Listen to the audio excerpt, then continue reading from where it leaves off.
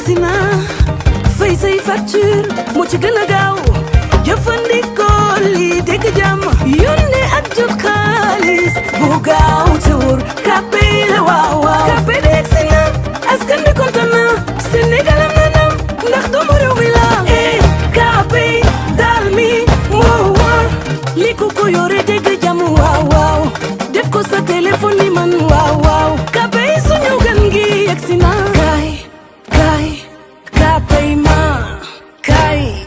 Kpay ma moom sa bopp moom sa alal yombalal sa dund. Pour la première fois au Sénégal, le dépôt est à 0 francs, le transfert à 0% et le retrait à 0 francs. Kpay ma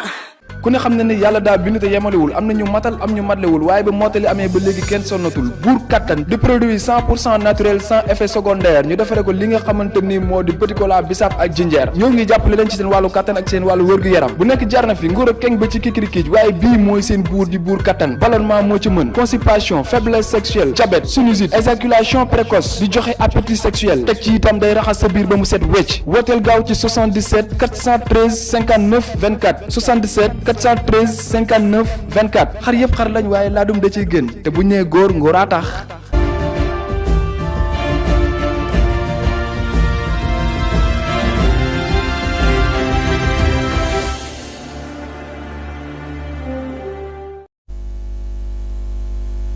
ngeen di ànd ak Sunugal 24 di am mbégte bu yaa dellu soit ak yéen seen émission droit au but di émission bi nga xamante ne wàllum politique lañ fi waxtaane ak lépp loo xam ne soxal na société bi tey may am mbégte di dalal ci plateau bi Birame Khoudia Lo moom bokk na ci secrétaire généraux yi nga xam ne ñoo nekk ci parti bi di Pastef di ñuy jege loolu leader bi di Ousmane Sonko ñu fas yéene waxtaane ak moom lépp loo xam ne soxal na actualité bi Birame Khoudia mu lay nuyu di rafetlu dal bi nga dal sunu plateau bi di la bàyyi nga nuyu ak ñuy suivre. waaw maa ngi lay fay di Moustapha di nuyu téléspectateurs yëpp yu nekk Sunugal 24 di rafetlu invitation bi di ñaan yàlla lépp luñ fi wax mu jëriñ askan bi éveiller les consciences véritablement parce que soxla nañ ko actuellement. Birame Khoudia waxtaan bi dañ koy doore ak doomi daara mouvement doomi daara yi nga xam ne démb yéen a ngi leen doon dalal ci biir parti bi muy lu bees di loo xam ne structure dañ daan xam mouvement des cadres des sages enseignants mais doomi daara ngeen def ko lan moo sooke mbir mi ak naka nga gisee dem ba xew-xew ba ngeen doon amal. waaw am nañu mouvement des sages am nañu mouvement des cadres mouvement des enseignants Magui Pastef Mojib et tout mouvement des jeunes maintenant les hommes de daara se sont manifestés pour avoir leur propre mouvement dañ leen bëggoon boole sax ci les enseignants de Pastef mais au fond ils ont une particularité ñoom dafa am lu nga xam ni ci la ñu nàmpe ci la ñu gimmee mu permettre leen ñu am une certaine attitude boo xoolee informel bi ñi ci ëpp ay doomi daara lañu boo xoolee ñi nga xam ni au fond ils font avancer le développement du pays informel lañu nekk te doomi daara lañu te loolu lu tax c'est parce qu'ils ont reçu dama ko doon wax à chaque fois ils ont reçu une éducation bu nga xam ni c'est différent de l'école française xam nga école française dafa amoon objectif ñoom école bi nga xam ne moom la ñu génne moom moo ancré dans nos réalités muy fulla fayda fit jom yooyu yëpp mi ngi ci ñoom c'est pourquoi ñoom ñu nekk moteur de l'économie mais malheureusement kenn dooleelu leen wax naa ci bind naa ci par rapport au secteur informel par rapport aux contributions à la contribution qu'ils font par rapport au secteur dit non informel c'est-à-dire formel ñooñu bu fekkee ni ñu ngi produire 83,7% ANSD moo def. étude boobu yàgg naa ko wax ñoom secteur informel ñu ngi nekk 97% de l'économie des entreprises ba pare di fournir quelque 16,3%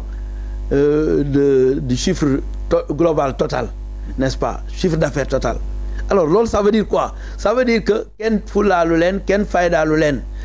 ñu nekk ñu nga xam ni nag ñoo yore économie réew mi donc dañu amoon mbégte bu baax dalal leen waxtaan ak ñoom ñi leen jiite ñu ni ñu dinañu def li nga xam ni dinañu dugg fépp woo ditu daara yëpp parce que c'était une demande sociale c'est-à-dire au fond ñoom dañu bëggoon rencontrer le leader de Pastef rencontrer les gens de Pastef ba pare ñëw constitué wu nekk une organe c'est-à-dire benn branche ci Pastef alors ñu nangul leen ko démb nag ñu am mbégte dalal leen véritablement ñu wax fa ay wax yu am solo jàngat fa jàngat yu am solo sympathiser ak le président Ousmane Sonko ba pare fas yéene dem dans les régions dans les quartiers. mais seen taxawaay ci parti bi lan lay doon concrètement doomi daara yooyu est-ce que day doon ay sëriñ ak ay imaam yoo xam da nga leen di dajale rek pour la forme ñu ne ay imaam ak ay sëriñ ñu ngi ci ginnaawam wala est-ce qu'ils vont s'investir wàcc ci terrain bi xeexal Pastef.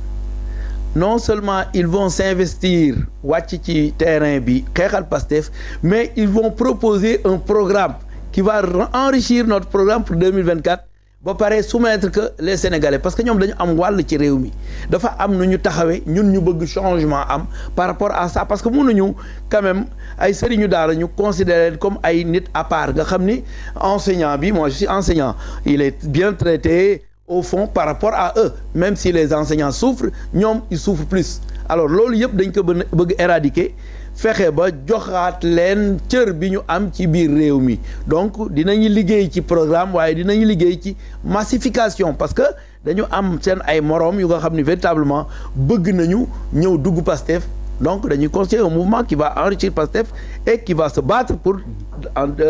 l'élection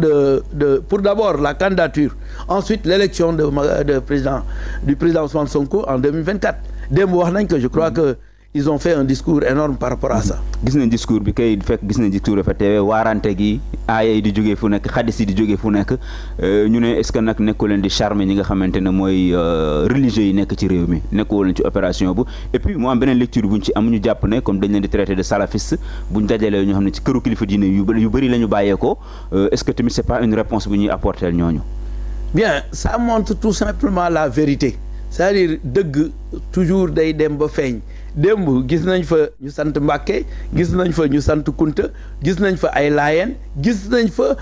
obédience yëpp ci réew mi loolu mooy richesse Ousmane Sonko bi muy wax di wax alxuraan dafa doon citer ay versets yu nga xam ni day wane ni loolu richesse la diversité doit être une richesse la diversité peut constituer un facteur bu nga xam ni day séparer nit ñi mais nous positivons c'est-à-dire nous n'avons aucunement l'intention di faral kii wala faral kii diversité boobu dañ ko bëgg jël comme enrichissement donc loolu la Ousmane wax dem opération de charme non au fond dañu wax rek l'islam ndax ñun ñëpp ay jullit lañu et bul fàtte ni Toussaint Manga ma nga fa woon représenter l'église catholique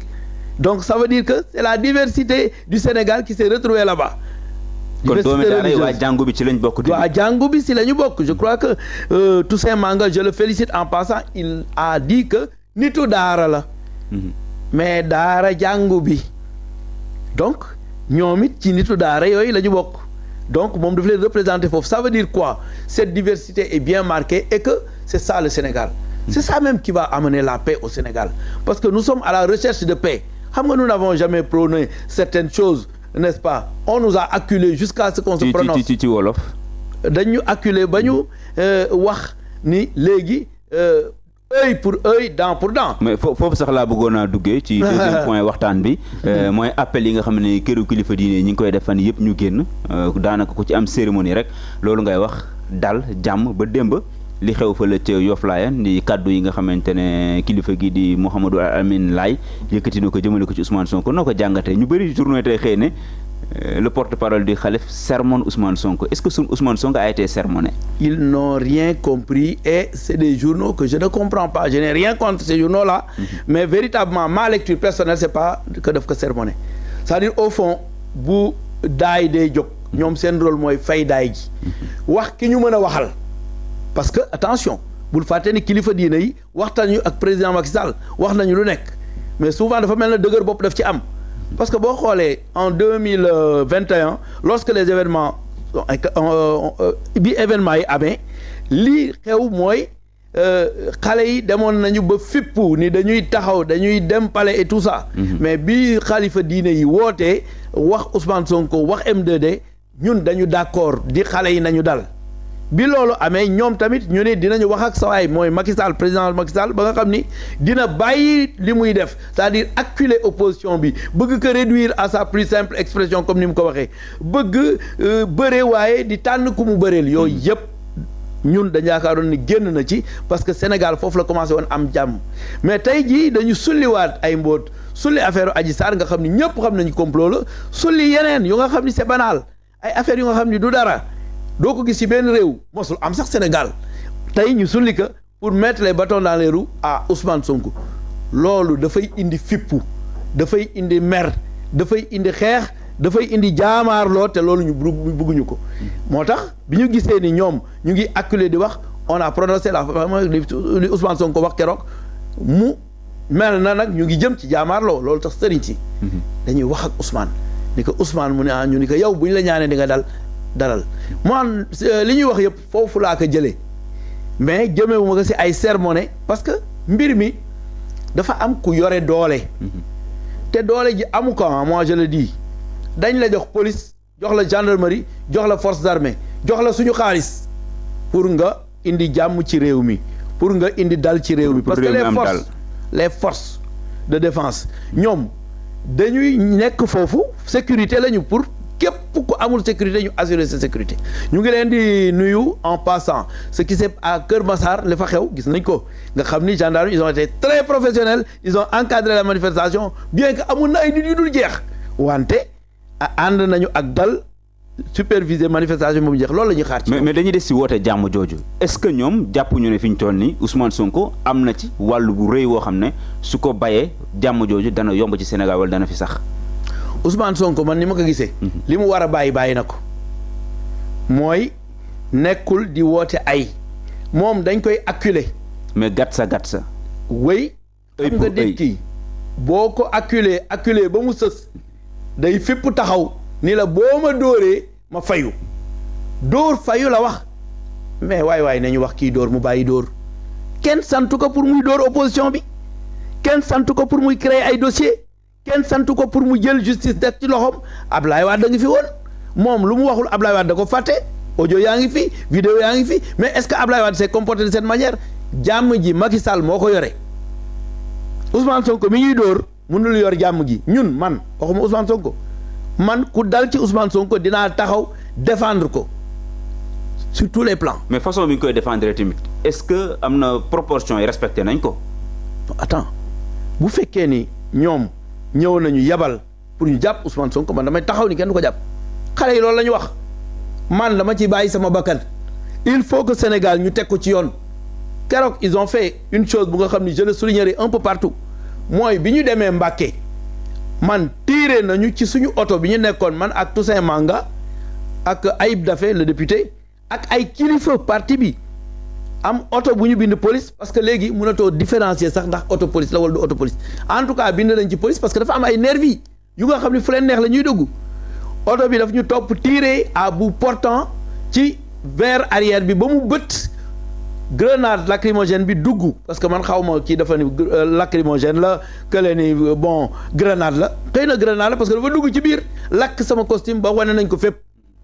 loolu lan la loolu agression la est-ce que police war na comporter woon noonu est-ce que ay nervi war nañ comporter woon noonu est-ce que du police moo war a régulariser la situation ba nga xam ni même bu amee nervi yooyu ñu éliminer leen ñu bañ a am yooyu yëpp c'est des questions que nous devons nous poser pour apporter la paix boo dee indi paix doo wax ak kenn kese da ngay wax ak ñaari parti yëpp parti bi nga xam ne nag mooy tooñ toujours di indi te kat liñ ko jox mooy police ak gendarmerie rek nañu jël police teg fee jël gendarmerie teg fee ñu jaamaarloo ñu xool. déedéet waaw loolu musiba lay doon. attention loolu musiba lay doon. loolu bu amee dinañu xam ni ñoom ëpp ñu doole ëpp ñu fit mais loolu yomb na ñu jox la police jox la gendarmerie nga koy utiliser yow boo demee jógee dem voyager bàyyi réew mi ñuy ko am ko affrontement loolu président Macky Sall daf ko war a bàyyi fondamentalement daf ko war a bàyyi daf ci war a mettre jàmm ji moo ko yore parce que il est garant de la paix et de la sécurité des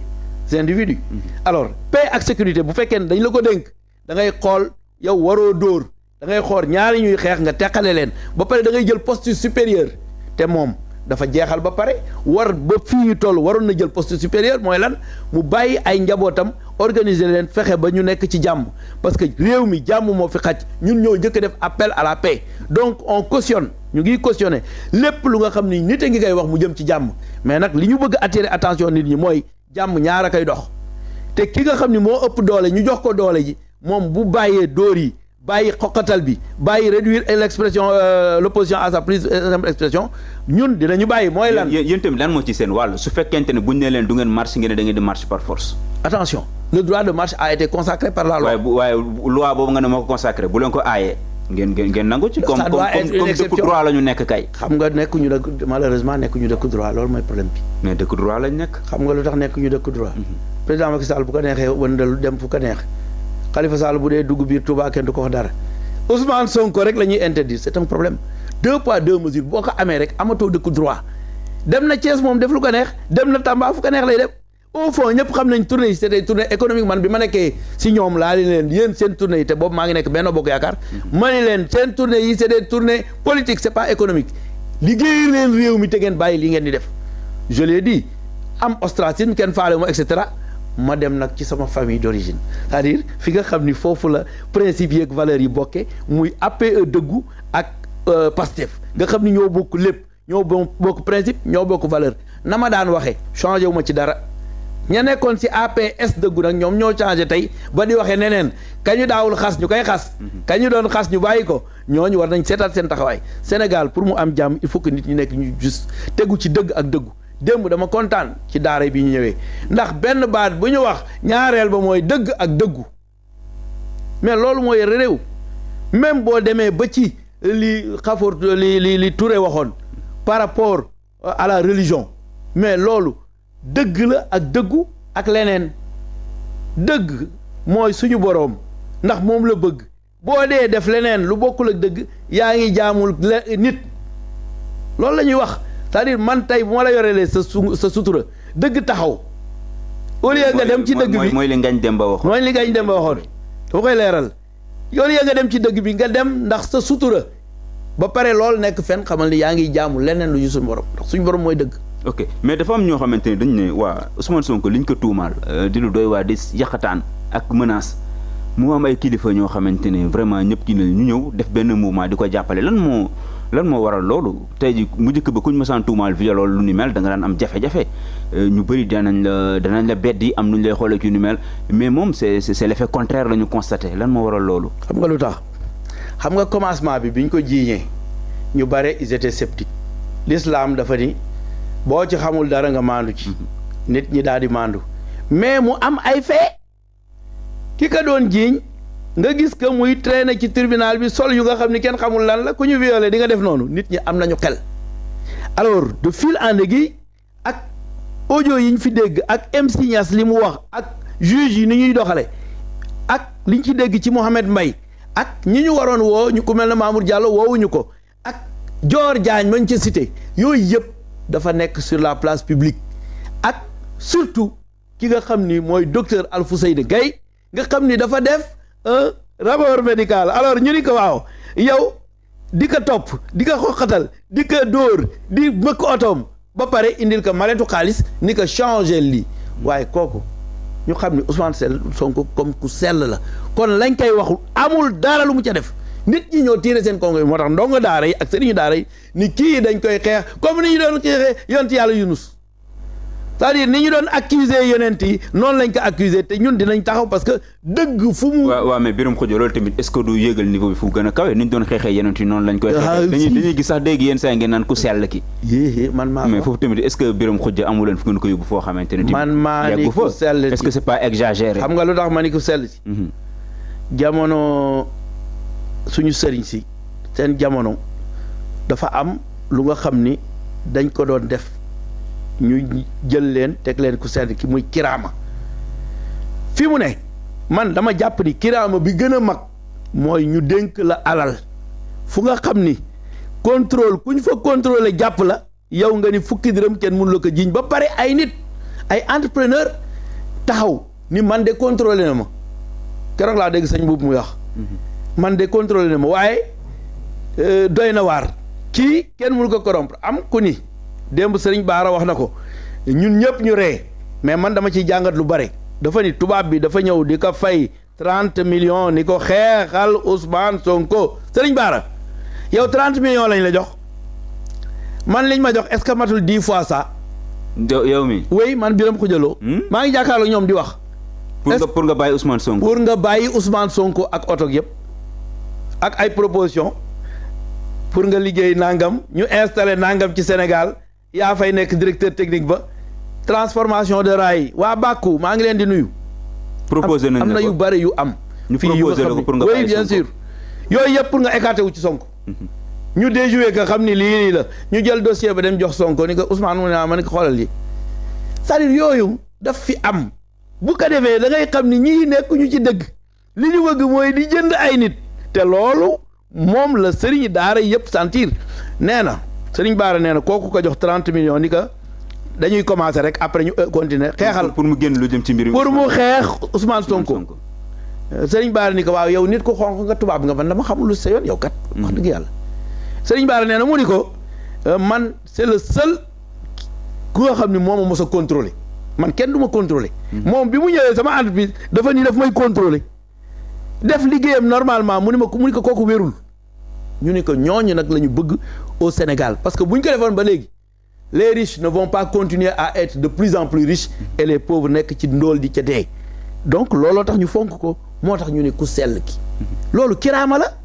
man de nangu ma ko man de mënu ma taxaw ni loo ma dénk du ma ci lekk fukki dërëm man maa ko mag mais loolu mënu ma ko wax mais su li tax mu wax la question boobu mooy dañoo gis xale yi am ñoo xamante ne jàppee ko sëriñ ku sell ki Seydina Ousmane dimension boobu ñu koy yóbbu parfois dañ naan est-ce que du fausser jeu bi parce que côté politique lañ nekk buñ commencé dugg ci ku sell ki sëriñ bi ba ñenn ñi di mu gaare otom ñu gis xale yi di ko raayax di dugg di def naka sudul noonu loolu dafa am partie bu ko moom mooy côté religieux bi bon bu bëggee associer religieux bi ak politique bi est-ce que du créer amalgame mu dem bañ koy idolâtrer entre guillemets. non idolâtrer moom waruñu ko def kenn. xam nga loolu l'islam da ko tere. loolu waruñu ko def kenn mais ñiy séparer politique ak diine dañoo xamul man mii dañ naan Birame Khoudia ma ne ñu ni lii politique la jëmul àllaaxira loolu lañ may wax man leen hey vous n'avez rien compris man de dama jàpp ni portable bi bu ma ko yëkkatee jëm na àllaaxira mu kàllaf laa lépp lu ma def dinañ ma ci bindal soit tuyaaba wala bàkkaar kon diine dugg na acte boo posé bindal na ci tuyaaba wala bàkkaar wala dinañ ko laaj ëllëg buñ la corrompre mais dinañ ko la ko laaj ëllëg est-ce que li la dese ci at nga xam ni matul 40 ans nga dem ci suuf jar na ngay jël lu ñu lay corrompre xalaatuñu loolu mais loolu diine moo ko wax loolu tax ñu dem bay wax Ousmane Sonko mu sell mi nga xam ni kii kat dafa jub c'est-à-dire jub kese moom yaakaarul ni dafa sell de xamul sax ni dafa sell y a des choses yu nga xam ni bugguma ko sax wax y a des choses sur lesquelles je ne peux même pas avancer ci moom waaw ci moom nga xam ni moom sax xëy na xamu ko waaye man xam naa ko par exemple non man xam naa ko par exemple xam nga man foo ma gis am na yu may jàng am na yu may def am na fu ma nekk am na lu may taxawe ci ñu kanam borom dinaa xam ay mbir biig am na ku ma bind benn note mu jàngat ko fàtte naa sax lu ma ko bind mais effectivement gis nga am na ñu nga xam ni ils connaissent je veux dire dañuy bàkku avant l'heure avant la victoire ku ko yàlla mayul toogal fële c'est-à-dire loo bëgg wax. non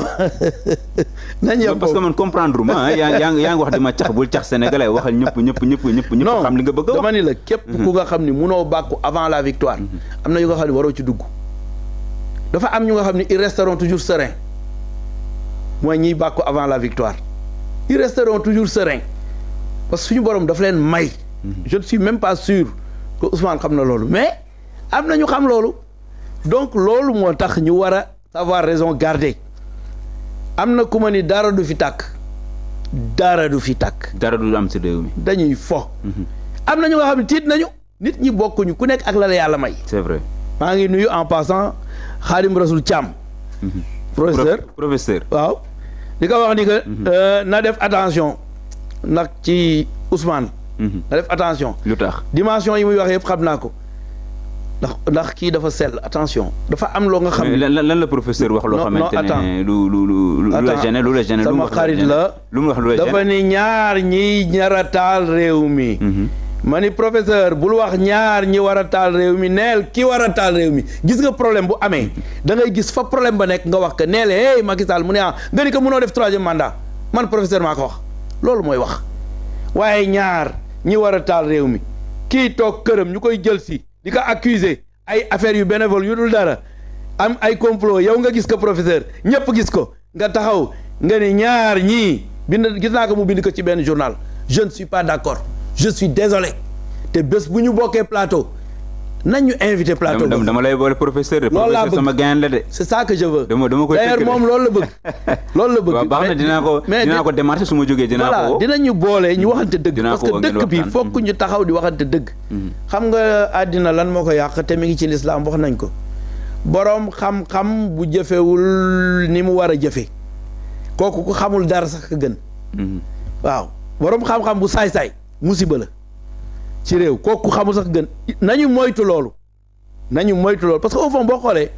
da ngay gis ndax ñu nga xam ni ndeysaan jàng nañu droit am na ñu jàngal ak yëpp ñu ñëw di wax lu nga xam ni c'est diamétralement opposé ci li ñu doon jàng nga wax leen ñu ni dama nekk ci politique.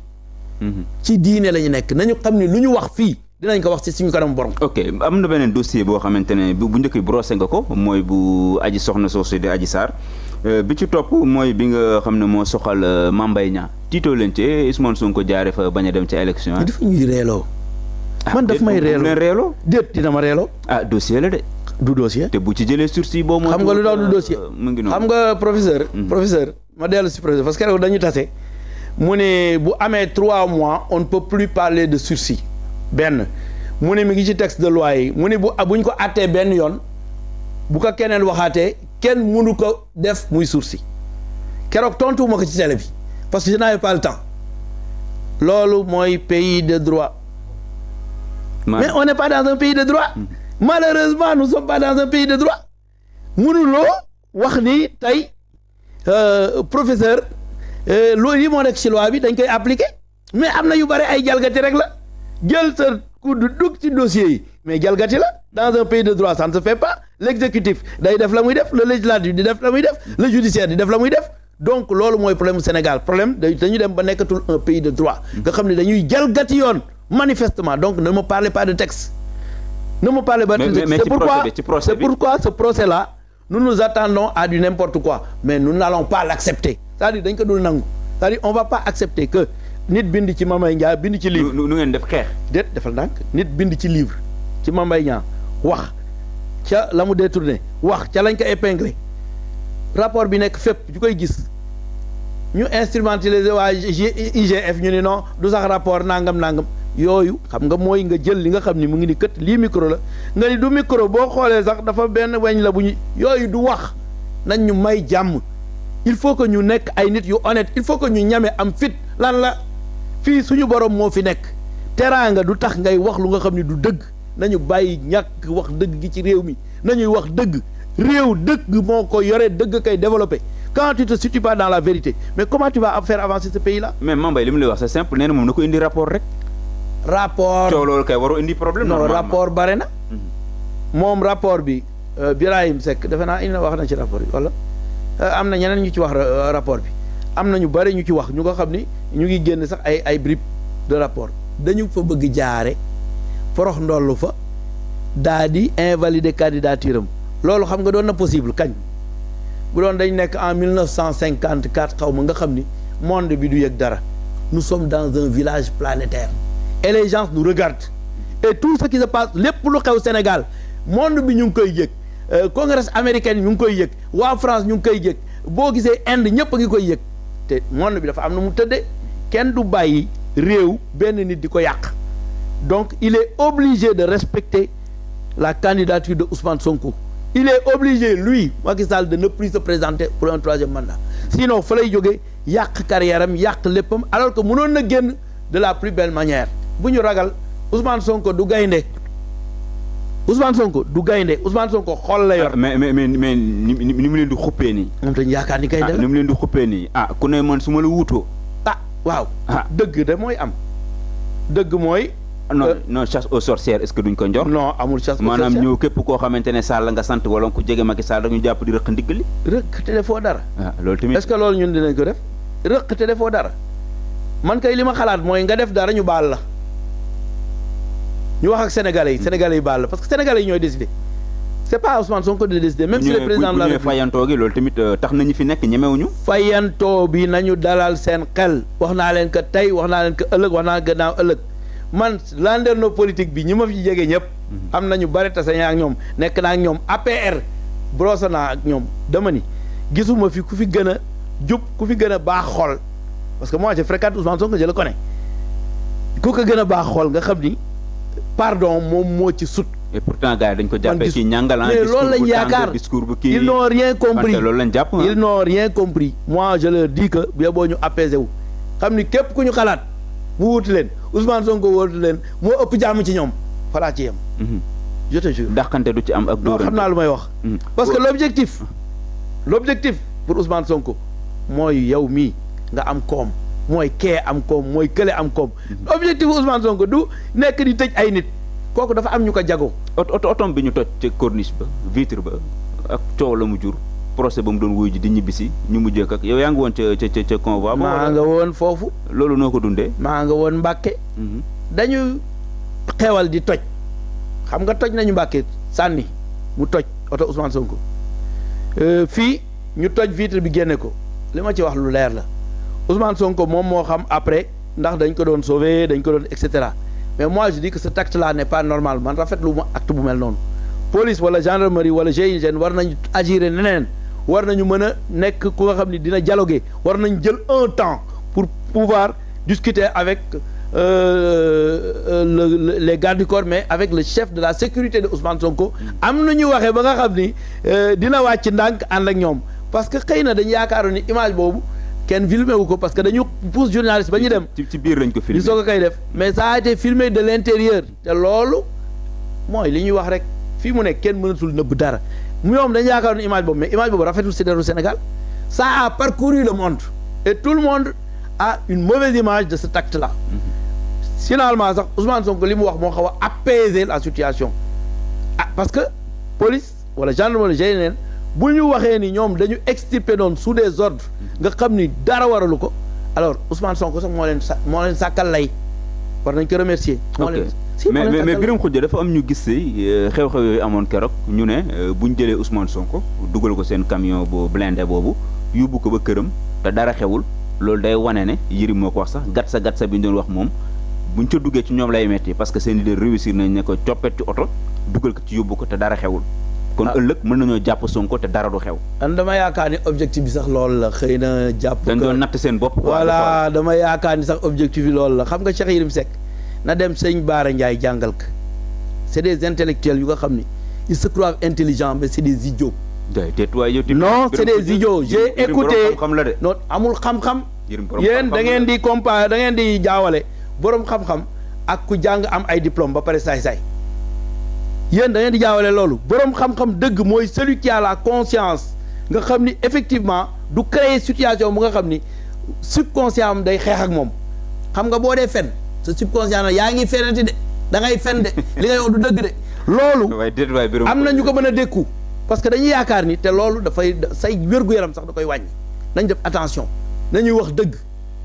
Cheikh Yérim loolu moi je l'écoute même pas dama ko dul déglu c'est des gens que je n'écoute pas il se croit intelligent regarde ce que Dadis a dit sur lui ak ñeneen ak yeneen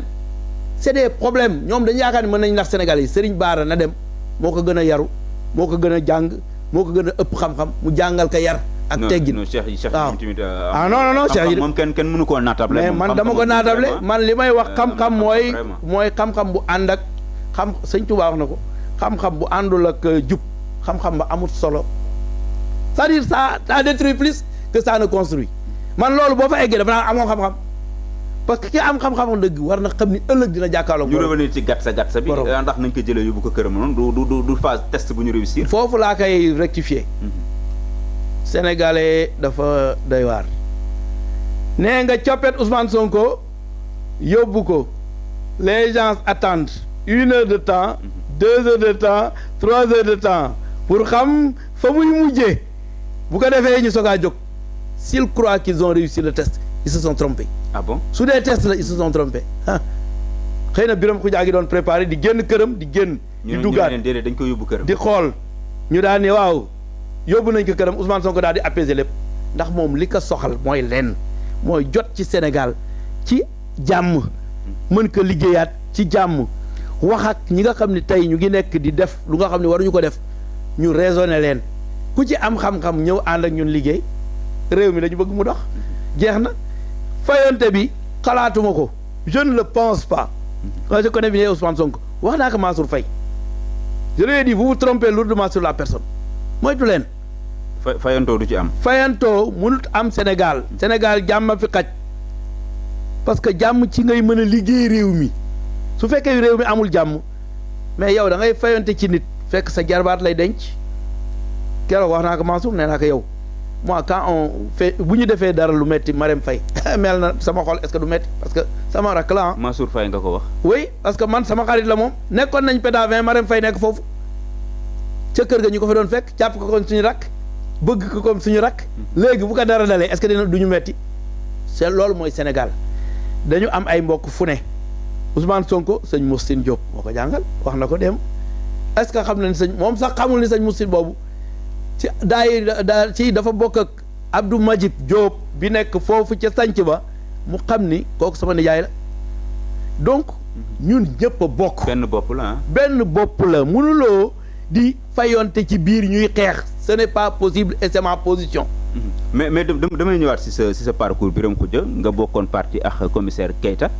moom moo ko jiite woon mu doon APS nga jël ko yu léegi def ko APE dëggu. commissaire Keita génn na dem. yow nga jóge fa dem fekk ji Pastef. ba tey ji nga bokk ci secrétaire général bokk si ñi gën a jege Ousmane Sonko boo gisee commissaire Keita di song kii di Ousmane Sonko nan la lay def ci koo xamante ne fréquenté nga ko.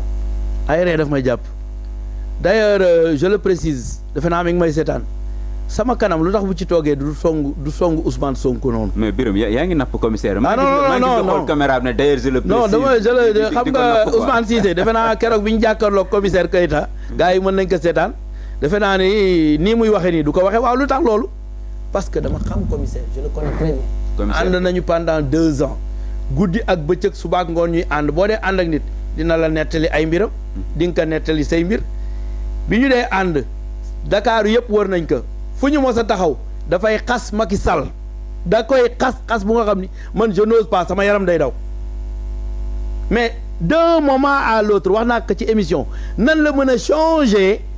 ki mu ma doon wax ni moom ku baax la parce que moom dafa ma doon wax Sonko moo gën ci leader yi moom loolu doon wax commissaire dañu doon ànd mu ma koy wax moo ma doon nettali man booba xaw ma Ousmane Sonko moom moo ma doon wax Ousmane Sonko moo gën ci leader yi moom moo ma doon wax day xëy suba amul dépense Ousmane Sonko yëkkati mu woo ko mu yónnee ko jox ko dépense booba metti na moom moo ma ko doon wax na ma ci Macky Sall wax na ma ci ku ne mais donc tey mënul parce que li mu doon wax keroog maa ngi nuyu waa secteur de l'informel du transport yi nga xam ni ñoo nekk borom camion yi fële ma daan tase ak commissaire Keita bàcc maa ngi leen di nuyu yéen doon nga gis lañ doon wax ba ma àndeek moom man de la ma doon wax démb laay wax tey mais moom changé na wax fu ma dem ñu wax ma ko secteur informel bi ma fa demee di tase ak ñoom loolu lañ ma jëkk wax Birame Khoudia ñu ne yow de fonk nañ la ndax yow la nga daan wax fii changé woo ko mais sa waa jooju nga doon àndal la nga doon wax da ko changé maa ngi nuyu Malick Diallo buggul ma wax entreprise am maa ngi koy nuyu ñoom ñëpp dañ fa daan dem di wax maa ngi nuyu Yaxara Gueye. waaw Birame. donc bu ma nee Yaxara Gueye ba doon nuyu waa secteur non c'est très important. maa ngi nuyu Yaxara Gueye les waxul la. da ngay cax quoi kan mooy Yaxara. Yaxaraa ngi may seetaat. kan mooy Yaxara. Yaxara Gueye. maa ngi koy nuyu rek en passant xam nga commissaire. commissaire xam na Yaxara. voilà ñun xamante nañu. yow xam nga Yaxara. voilà donc maa ngi nuyu Yaxara. kon Yaxara code la. ak bañ daan dugg. naan bisimilahi rahmaani rahim génn ni alhamdulilahi rabbil alamin. fan ngeen daan dugg. bu ñu dee seeti militants yi man maa ko wax. man maa ni jullit lañu. fu ñuy dugg nañ ni bisimilah avant ñuy dugg bu ñu dee génn nañ ne alhamdulilahi rabbil alamin. man de am na fu ma dugg ba ma tegee sama tànk ba ma nee bismi dama arrière. ni commissaire aywa sëñ bi mu ni ma waa lu tax nga arrière ma ni ko deet man munu ma dugg moom mu ni bis mi daal di dugg waaye ba mu duggee defe naa am na ay fan gisuma ko waaye bu ma ko laajtee rek ñu ne ma xamuñu fu mu nekk nekkate bis mi boobu ba muy génn waxul alhamdulillahi rabbil alamin fa laa yem ci côté boobu mais c'est tout simplement pour dire que nañu bàyyi di xas Ousmane Sonko nañ ko bàyyi di y a des témoins et tout nañu bàyyi di xaste bi ci réew mi la ñu war a bàyyi wax naa ko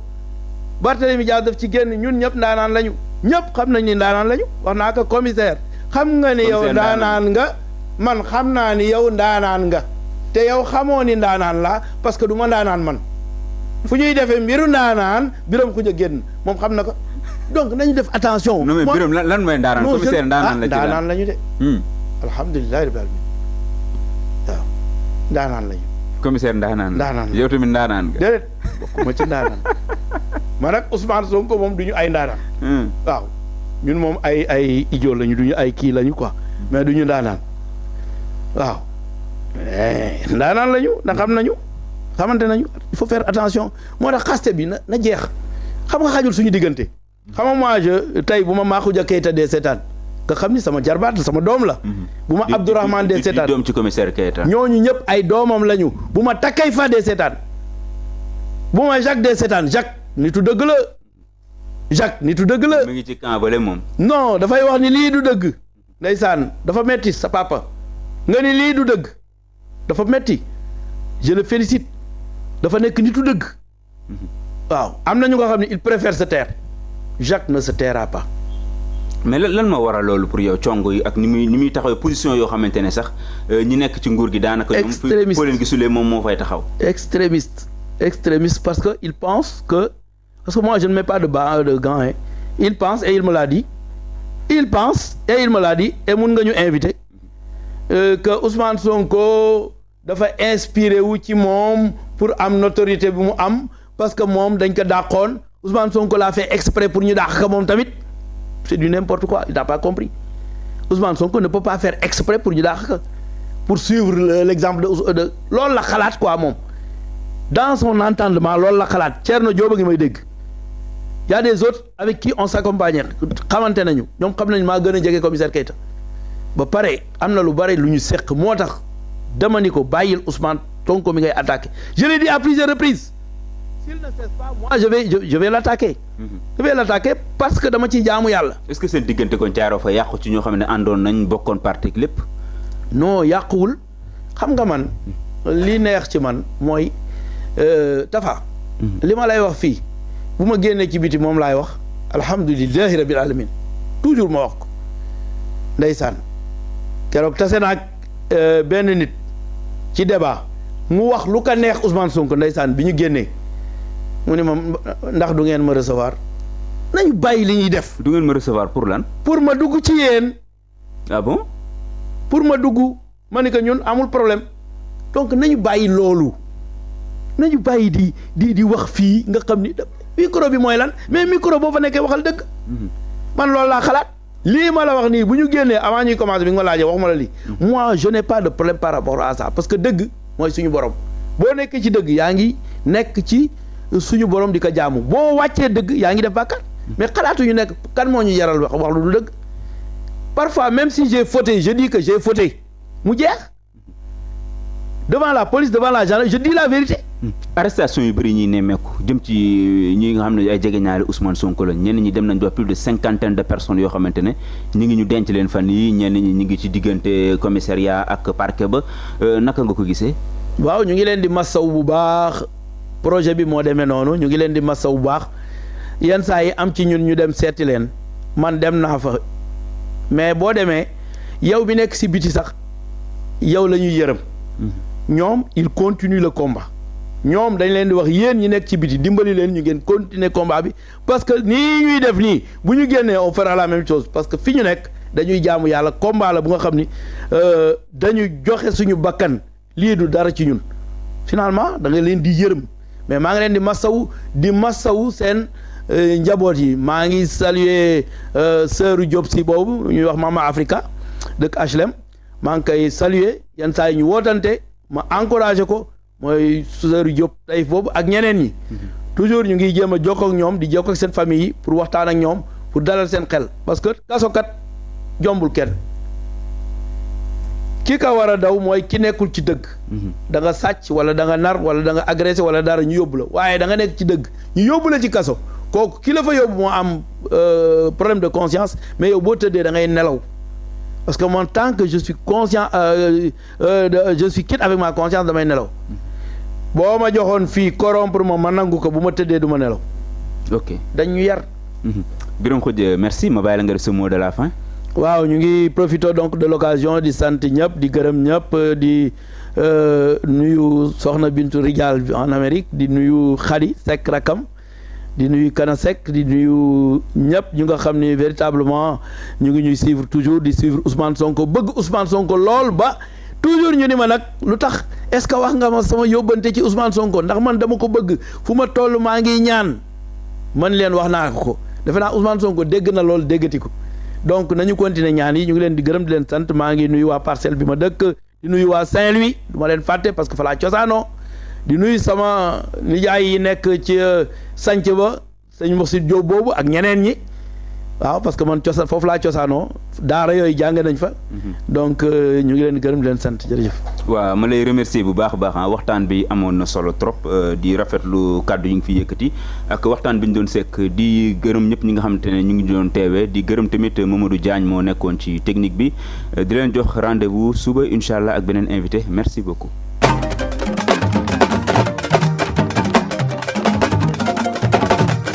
Sénégal ka fay kan ngi yegsi na fay say facture moo ci gën a gaaw jëfandikoo lii dégg jàmm yónnee ak jot xaalis bu gaaw te wóor kàppe la waaw waaw kàppe de yegsi na askan bi kontaan na Sénégal am na ndam ndax doomu réew mi la kàppe daal mi moo wóor li ku ko yore dégg jàmm waaw waaw def ko sa téléphone ni man waaw waaw kàppe suñu gan gi yegsi na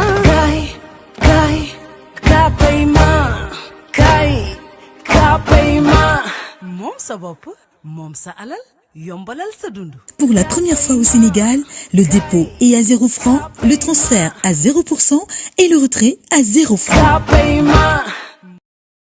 ku ne xam na ne yàlla daa bind te yemalewul am na ñu matal am ñu matlewul waaye ba mottali amee ba léegi kenn sonnatul buur kattan di produit 100% naturel sans effet secondaire ñu defare ko li nga xamante ni moo di petit cola bisaab ak jinjeer ñoo ngi jàppale leen ci seen wàllu kattan ak seen wàllu wërgu-yaram bu nekk jar na fi nguur ak keng ba ci kikirikiij waaye bii mooy seen buur di buur kattan ballonnement moo ci mën constipation faiblesse sexuelle diabète sinusite éjaculation précoce di joxe appétit sexuel teg ci itam day raxas sa biir ba mu set wecc wooteel gaaw ci 77 413 59 24 77 413 59 24 xar yëpp xar lañ waaye laadum da ciy gën te bu ñu nee góor ngóoraa tax